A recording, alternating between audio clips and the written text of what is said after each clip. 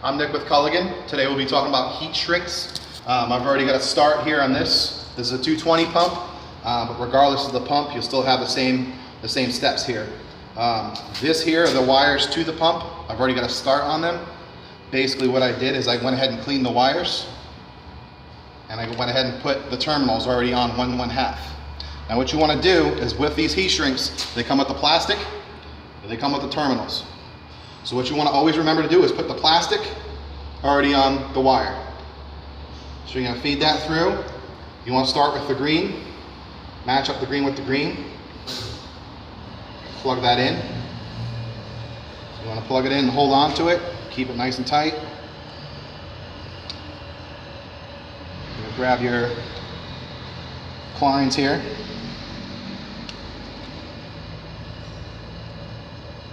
Now you always want to take your time with these. You never want to pinch down too hard.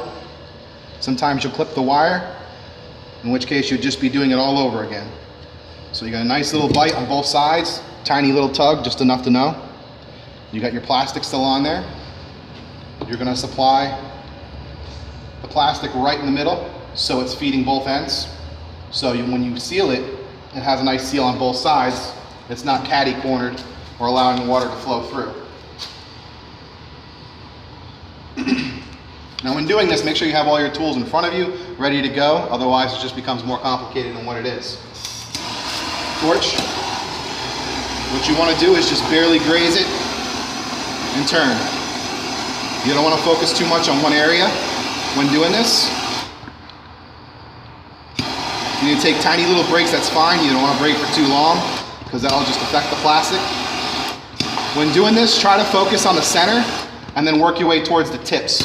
You don't want to do reverse, because what happens is the tips will seal up, the center will be hollow, and that'll create air, and you don't want that, because then it'll bubble up too much. Now when you're done with this, sometimes you may hear some bubbling at the tips. That's fine, that's just the pressure of the air working its way out. You want to graze this and graze it. Now as you see, if you look at it, that's good there. You could tell because at the end of these pieces of plastic, you see melted plastic. Basically what that is when the plastic melts, it forces its way out. That means you have a good seal. There's no real air or pockets in the middle there. It's nice and tight. That's the way it should be. If you need to let it sit for a while before physically touching it, that's totally fine. It's hot plastic. Always be safe. Don't just try to be a he-man and burn yourself and your fingers. So we're gonna go ahead and do that for all three wires. Once all three are done, we'll get to the next step.